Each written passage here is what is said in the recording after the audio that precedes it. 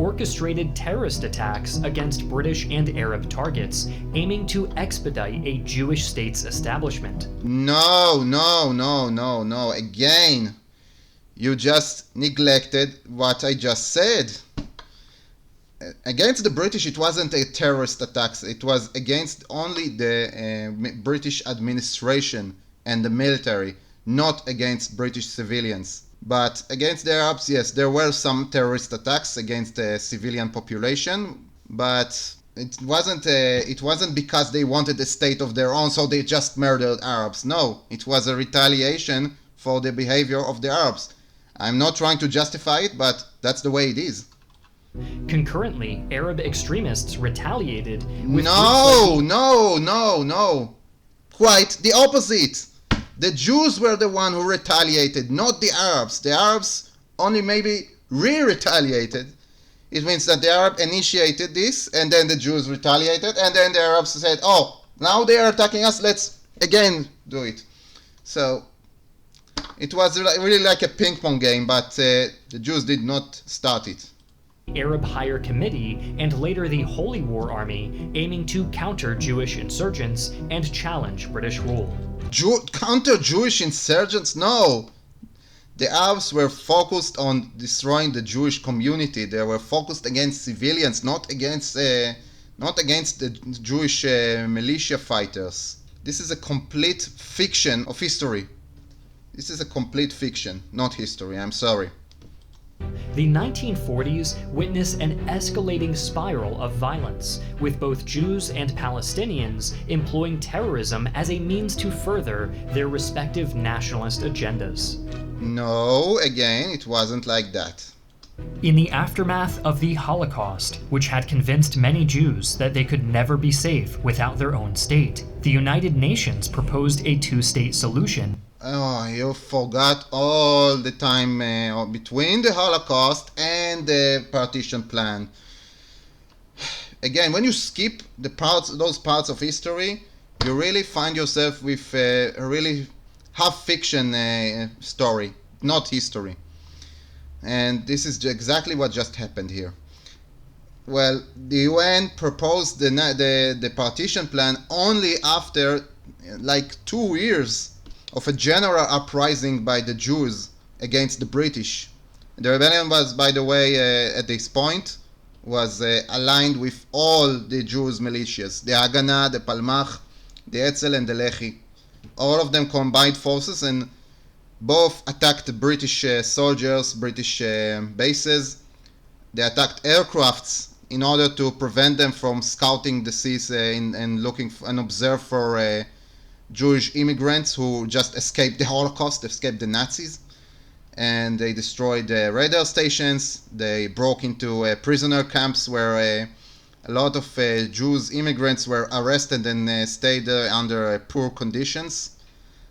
And they also attacked the British Navy, what's left of it, to try to really stop them from catching Jews immigrants by sea. So most of the struggle was focused on just making the British hard time to really enforce their will to stop the Jews from coming and settling in Israel. But it was also during the time the Arabs also intervened from time to time. And by the way, not all the Arabs fought against the Jews. Some of them joined the Jews. There were even some Arabs who joined the Lehi, which was considered by many to be the most extremist and anti-Arab militia group. Some Arabs joined it because they wanted to expel the British as well. And again, don't believe me, check for yourself. So this is what happened, and just neglected it. So after the British really had enough of this struggling, and they didn't manage to oppress it, they just decided to really give the problem of the land of Israel to the UN, and the UN offered the partition plan, and they offered to divide the land between a Jewish and an Arab state, not a Palestinian state, an Arab state. Just to be accurate, the term Palestinians wasn't really common at the time. At least not for only Arabs like it is today. And let's continue. In 1947, envisioning separate Jewish and Arab states. The plan designated the fertile Galilee region, the coastal plain, and the Negev desert to the proposed Jewish state. Conversely, the hill regions of Judea and Samaria, along with the coastal Gaza Strip. Oh my God! Now you're representing it as if the Jews had the best kind of land and the Arabs got just a bad piece of territory which they couldn't really do anything, which is wrong. Let's see the partition plan and were the map. allocated to the proposed Arab state. Jerusalem, holding religious significance for both communities, was to be an international city. And it was also very holy to the Christians, and the British wanted to keep it that way. So take a look at this map. This is pretty accurate. And I want to show you those lands. It just mentioned those lands as the Arab got the bad land and the Jews got the beautiful land. No, quite the opposite. The Arabs did get some part of the deserts, like here and the southern Gaza Strip, but the northern Gaza Strip and all the way up to Ashkelon and even further, it was pretty much a good land. And maybe, yes, it was on the coastline, but still, it was not a desert. And Judea and Samaria, this is a very beautiful place to start in. There are not a lot of natural reservations here, so you can pretty much build anywhere you want if you can build on mountains, which the Arabs can, because they did it all history. And this part here, this part of the country, which is today under full Israeli control, this is a really good place for agriculture. I know because I was there, okay? For a long time, I was there. And look at what they got here. The Galilee. This is the most suitable place in this country for agricultural projects. Even today, you have a lot of them here. And it's also a beautiful place, and you have a lot of natural resources like water. However, the Jews got this part, which I cannot say it's not beautiful, but it's really hard to live here. At least at those times, it was really hard because there were lots of swamps here and lots of mosquitoes with malaria. It was very infested. And look at this desert. Most of the land proposed to the Jews was desert, from all the way here. All of this part is desert. So, who got the better land now? Considerations, but significantly altered the existing territorial status quo, fueling tensions further. The Jewish leadership accepted the proposal, seeing it as a step toward an independent Jewish state. However, the Arab leadership rejected it outright, refusing to recognize any partition of the territory and the separation of its peoples. Which, there is a reason for this. Like the last leader was appointed by the British in the land of Palestine to oversee the colony, and he said it himself, Ellen Cunningham. He said the Jews want a state of their own. The Arabs want the Jewish state not to be established. That's what he said, and he was anti-Jewish, by the way. So even if he says it, it means a lot. Seeing few other options, Jewish leaders declared independence in 1948, establishing the State of Israel. After almost winning a civil war between them and the Arabs, which the Arabs started by attacking civilians. So it's also neglected, and it's true that the Arab countries only invaded after the British left the area officially. But unofficially, before the British left the area officially, the Arab countries sent volunteers to help destroy the Jewish settlements. And those volunteers also didn't really fare well with the Arab population inside Israel. Some of them were much more brutal to them than the Jews. So I know it doesn't really mean a lot, but and I think it was worth to mention it. The Arab world was never really unified since the Umayyad period. This immediately triggered the Arab-Israeli War, as neighboring Arab states invaded to crush what they saw as a Zionist occupation. Despite the odds stacked against the Israeli defenders, the war ended in 1949. Well, you also neglected to mention what each country wanted to get. The Jordanian king, Abdallah, wanted the Great Syria program, which was promised to his ancestors by the British long time ago. And he wanted to fulfill it completely. So he needed first to get rid of the Jewish state. But later on, he planned to move on to the Arab states, like in Syria and Lebanon. And this plan, of course, of his was already known by the other Arab states, and they wanted to prevent this. So they were forced to draw into this war, which they didn't really want to. Both Egypt, Syria, and Lebanon, they didn't really want to take part of it. Especially Egypt, which had a lot of problems of its own, and they were forced to do it because they wanted to better position to have against the Jordanians when they will come. So, and they wanted also to take as much territory as possible before the Jordanians could. So they didn't really cooperate with each other. They didn't really want to help each other. There were really few cases they were even communicated with each other. And Iraq joined the war on the side of Jordan because it was its ally at the time. It was also a Hashemite ruled country, which was overthrown in the next years by a military coup, but that's a different story.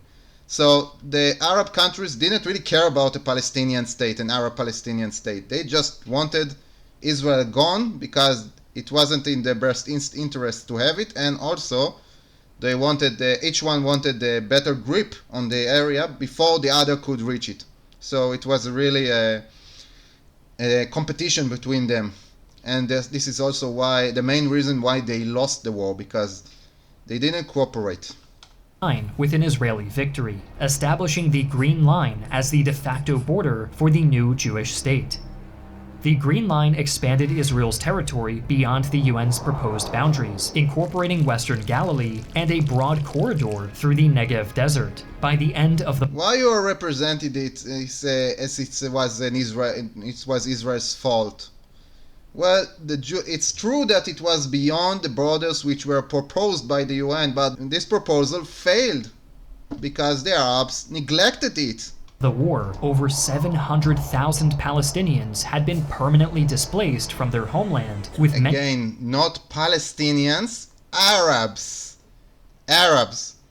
Israel did not really force so many native Palestinians like Druze or Christians or even Jews out of the country. However, many Jews, like 900,000 Jews, maybe more, maybe less, but a lot of Jews, pretty much as much as those Arabs who left the land of Israel, were also forced or encouraged to leave by the Arab countries after this war in the next years. So again, this is a war.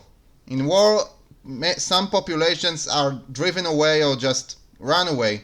It happens, and it happens in both sides. And also it's worth to mention that most of those Arabs who left the land of Israel did not they were not forced to leave. They were not threatened by the Israeli militias and not by the IDF when it was formed of those militias to leave. They were listening to the Arab League, which told them to leave the country. They promised them they will have them return when they finish the war, but it didn't really happen. But most of them left on their own will by listening to the Arab League. Some of them left because they were afraid, and some of them, only few of them, were really forced to leave. Many reduced to the status of refugees. This event would be known. this is the problem of the UN and the other countries which still treat them as refugees instead of giving them citizenship or at least some sort of permanent living conditions. So it's up to the countries to decide how they treat their population, but only Arab Palestinians, which are called today like this, are considered to be refugees even after 3 or 4 generations, which is really, if it wasn't really sad, it was really funny. They're the only ones in the world who get this kind of status, which isn't really good for them, I have to say, because they are still treated as a type B population in those countries. Known as the Nakba, or catastrophe, by surviving Palestinians and the rest of the Arab world. Although hostilities ceased, the agreements didn't resolve the core conflict, merely pausing territorial disputes. From 1949 to 1967, the Gaza Strip was under Egyptian occupation and the West Bank under Jordanian occupation. And annexation by the Jordanian king. You also neglect to mention it. Jordan annexed the West Bank, and no country in the world except their ally Britain and Pakistan recognized this. Even not the Arab countries, even not the Arab League. The end of the war also saw Israel's alleged violation of the UN General Assembly Resolution 181 as it expanded beyond the UN's proposed boundaries. Oh, the Israelis violated this resolution of the UN? Well, why nobody forced it? Where were the British who were in mandate to also force this agreement? Well, they just left. And how come the Arab countries didn't really give those territories to the Arab state? They just took it for themselves. Egypt took the Gaza Strip, and Jordan took the West Bank and also annexed it. Judea and Samaria, if to be precise, and Eastern Jerusalem. So why you only blame Israel for violating this failed proposition by the UN? Further souring relations with neighboring Arab states. Concurrently, border skirmishes... No, it wasn't because of the Israeli violation that the borders were pretty hot.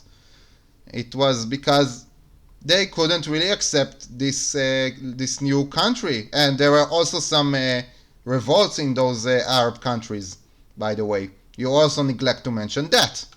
Issues over the Straits of Tiran and the 1956 Suez Crisis further exacerbated problems. You mean the Sinai War, which also you didn't really took the time to really explain what led to it? Well, I will explain to you, my dear subscribers. I will fill the gap. There is a place, I will show you on the map. You see this place? You see this water strait? This is called the Tiran Strait. And this place is really crucial for merchant ships to arrive here, both to Israel and Aqaba.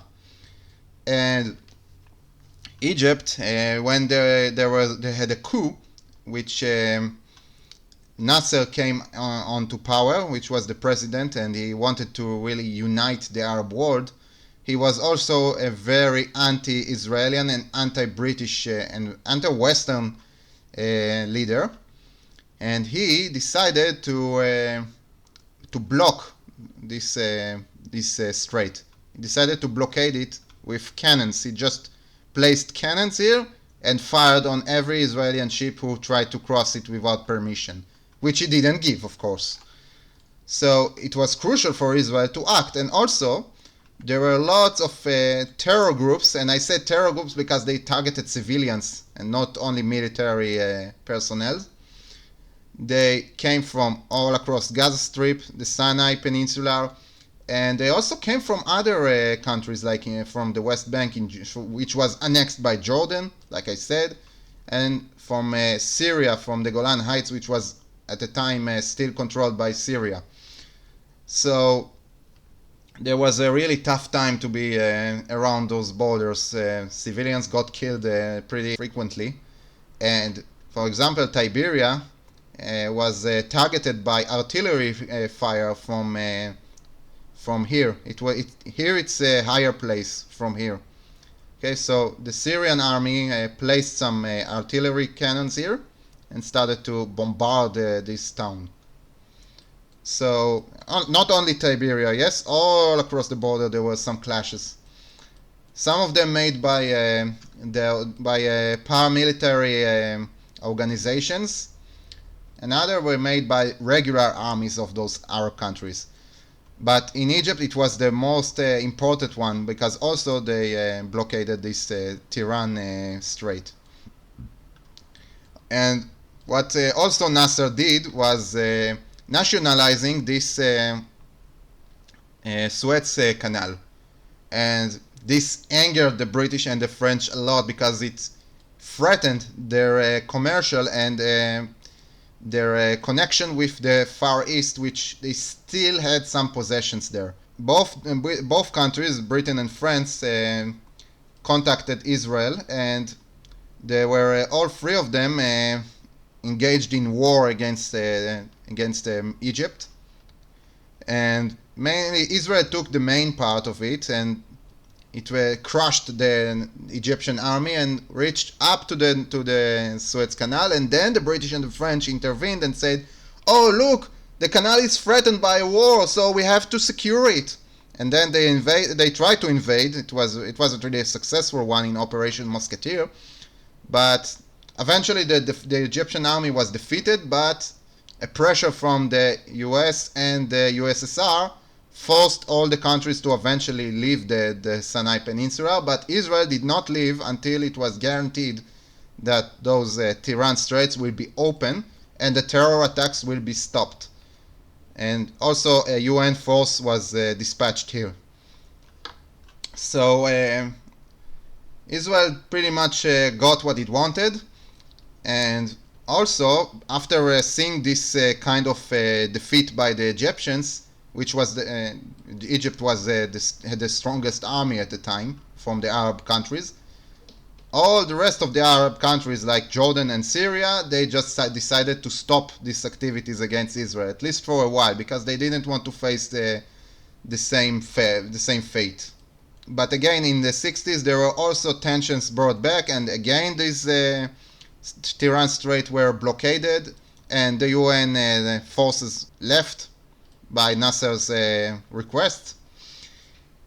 And then all the Arab countries were ready to attack Israel. I mean, except Lebanon, which was in its own civil war now and didn't want to participate. So Israel now took the initiative. But let's continue the video and let's see what happened next.